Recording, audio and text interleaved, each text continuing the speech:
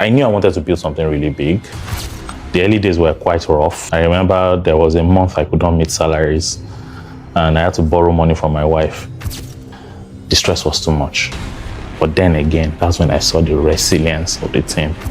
But it hit me at that moment that our life's goal in Moniepoint is going to be.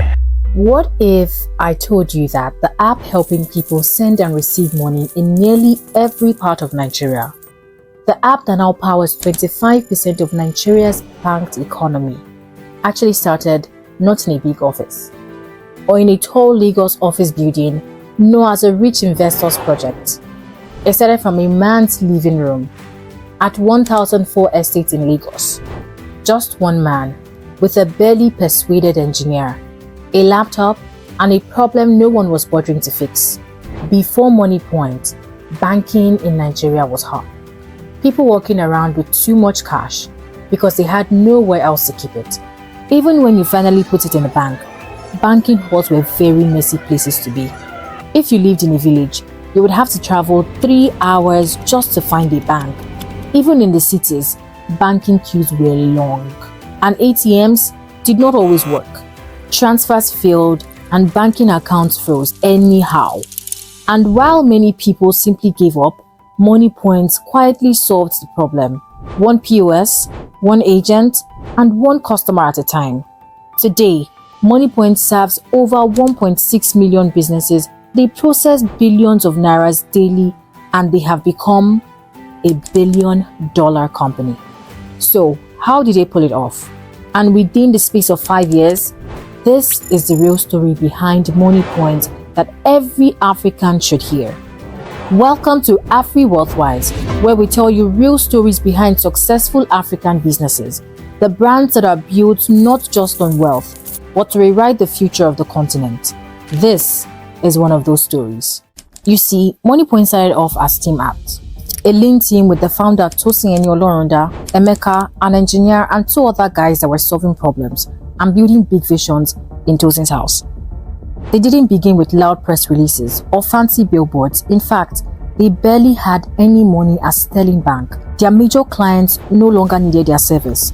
Tosin wasn't from a rich family, didn't have foreign investors or shiny MBAs. He was just a regular Nigerian man with a degree in mechanical engineering from OAU. Tosin had a good job in InterSwitch, one of Nigeria's biggest payment companies. He had seen firsthand how banking software was built. More importantly, he had seen what was broken, especially in the Fintech industry. Every single time he plied through the road from Lagos to Ijebu, or Osogbo, or Lokoja, he saw one thing again and again. People were carrying too much cash, market women with words of 100 naira notes tied in wrappers, motorbike riders stuffing money into their socks. Families were out there hiding savings in their ceilings. In many villages, there were very few banks, so people stored cash under their beds. And robbery was the order of the day. When they eventually traveled long distances to the city, they would often meet long queues, failed transfers, or machines with no network. Tosin saw this and it really bothered him. Not just as a tech guy, but as a son, a husband, a Nigerian, and an African.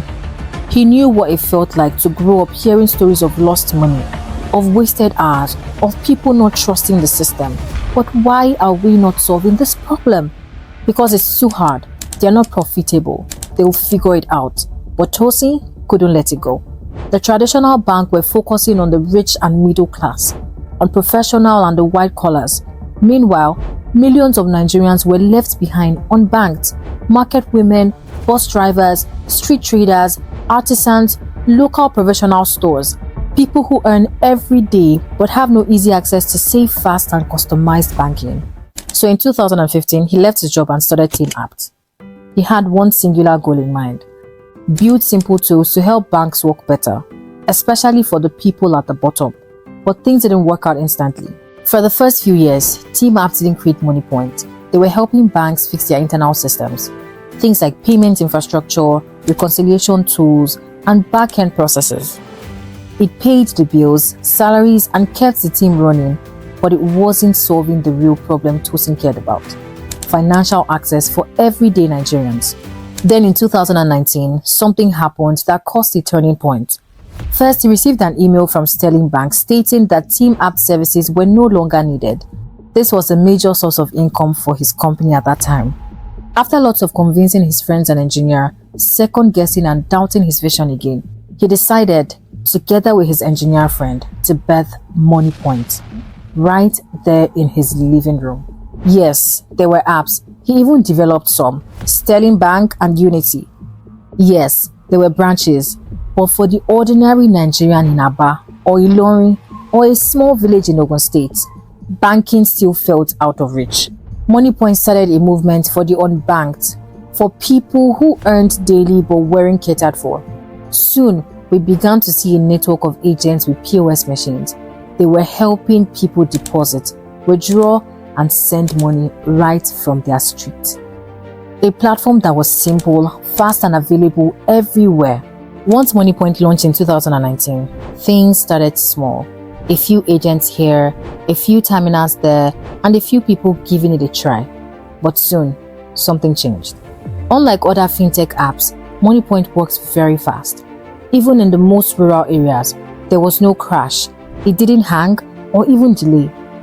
Moreover, in Nigeria, where network is always the excuse, this was a miracle. Their agent became mini banks, helping people send and receive money in minutes from the comfort of their street. Word spread fast. People began to say if it's Moniepoint, it will go through. That was the first sign of something big. In just 1 year, Moniepoint became Nigeria's biggest agency banking platform with over 100,000 agents. Billions of nairas were processed every day and they were just getting started. Here is where it becomes mind-blowing. Moniepoint didn't actually stop at POS machines. They built a tool called Monify to help small businesses collect payments from their customers easily. Then came Monitor, a tool to help agents manage sales, profits, and business growth. Now, they weren't just offering POS services, they were helping thousands of Nigerians grow real businesses. From small kiosks to store owners, Moniepoint gave them the structure they never had. And in the background, they were processing 7 billion naira daily, quietly but efficiently. 2022 was the year things got serious for Moniepoint. They got a full license from the Central Bank of Nigeria to become a microfinance bank. This meant they could now open bank accounts, give out loans, offer USSD banking, help people save money safely. They were no longer just a POS brand. They were now a bank for the people, with no big building, but in the streets and everywhere people needed them. In 2023, Moniepoint made a bold move. They acquired a fintech company in Kenya called Kopo. It was their way of saying that this is not just a Nigerian thing, this is for us all in Africa. They also got a special license called a switching license, meaning they didn't have to depend on third parties to process card payments anymore.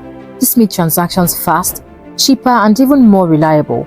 By now, Moniepoint has processed over 1 billion transactions and served over 1.6 million businesses across the country. October 2024 was a history-making month.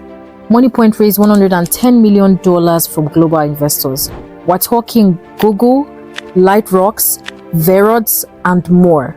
That made them a unicorn and a company worth over $1 billion. Now in 2025, Visa, yes, the global payments giant, invested in Moniepoint too. They saw what many hadn't seen early enough. Moniepoint was building Africa's future, low-key, consistently, and powerfully. Before Team App became Moniepoint, their first big blow was when Sterling Bank withdrew their services. It meant that the source of paychecks, bill payments were gone. Though it was a blessing in disguise because the same team later produced a $1 billion Moniepoint we know today, which might not have been possible if they were still working as an app-building company in other banks. This goes to show that every great journey looks clean from the outside, but the road Moniepoint traveled, it was messy and low-key painful. Because while things looked like they were growing, Tosin and the team were stretched.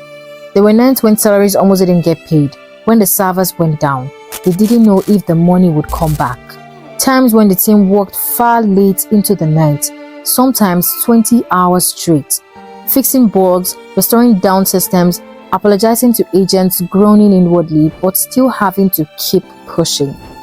Every crash felt personal because real people were depending on Moniepoint for daily bread and safety. Even internally, there were cracks. Moments when they doubted themselves heavily, not because the products didn't work, but because people in power didn't want them to win. There were gatekeepers in the finance world who didn't like the disruption, the big banks, the network providers, and political forces. Also, without powerful godfathers of deep pockets, Tosin often got rejected. Funding proposals ignored, licenses delayed, deals sabotaged. Still, Moniepoint kept pushing and surging forward. What followed next? Their own users started pushing them forward. POS agents began asking for savings plan, not just transactions. Small shop owners wanted to borrow money and pay back gradually. They slowly began rebuilding trust in the broken financial system. A community shift began to happen and small businesses started becoming financially visible. Families were no longer keeping cash under their beds, they were saving. Street vendors could now collect transfers and run zero cash kiosks. For every African entrepreneur, or soon to be, who wants to build something big, lasting and meaningful, here is a few takeaways from the Moniepoint story. Solve a real problem. Moniepoint didn't chase what was popular, but what was broken. Everyone was building for the rich, but the brand was built for the forgotten. They asked simple questions. Why is it still hard to send money in my country? Why are people still carrying cash? And that's what created real value. Start small, but build deep.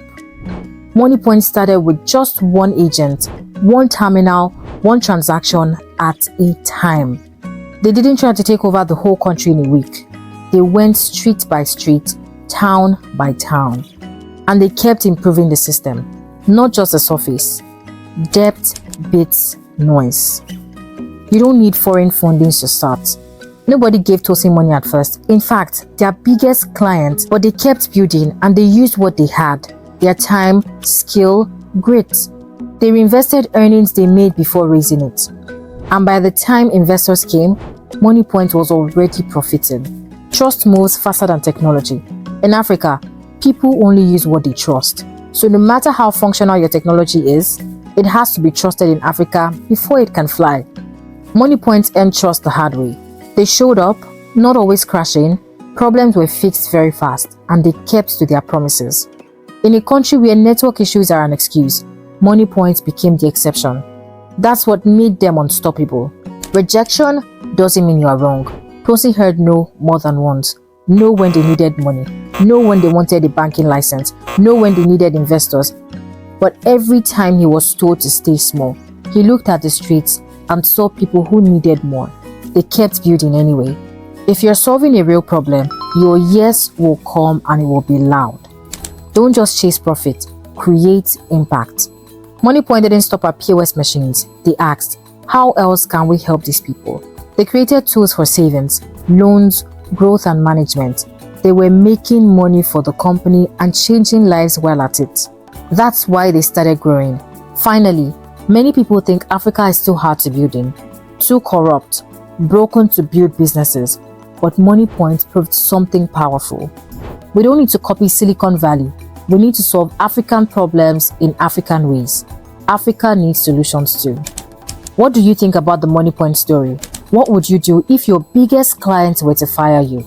For those chasing generational wealth with integrity and vision, AfriWealthWise is your blueprint. Subscribe, share, and be a part of a movement redefining what it means to succeed in Africa.